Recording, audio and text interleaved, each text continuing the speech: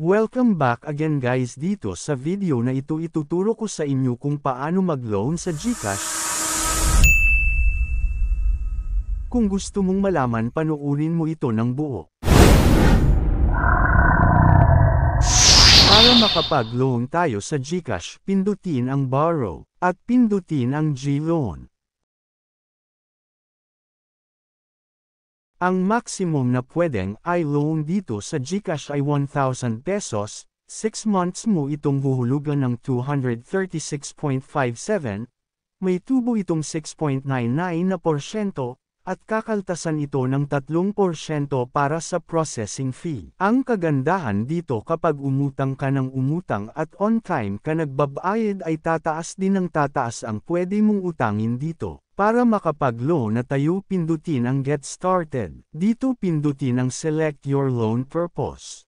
Dito pipili kayo kung saan gagamitin ang pera na uutangin ninyo. Pagtapos na scroll down at pindutin ang Get This Loan. Dito pindutin ang Continue.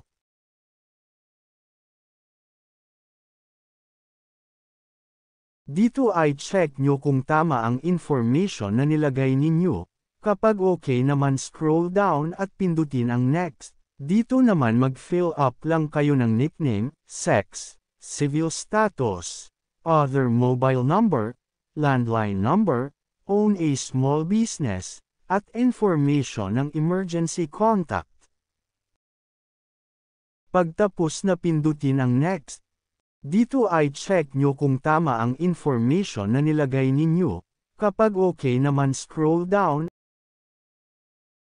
at pindutin ang maliit na box at pindutin ang Submit. Dito para makuha na natin ang ating uutangin pindutin ang dalawang maliit na box at pindutin ang Continue. At dito pindutin ang Confirm.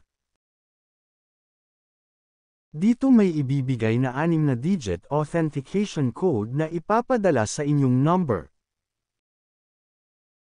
Kita nyo natanggap ko na at ilalagay dito ang 6 na digit authentication code. Pagtapos na pindutin ang Submit. At pindutin ang OK. Ngayon natanggap na natin ang ating inutang, para ma-check natin ang ating inutang scroll down para mag-loading.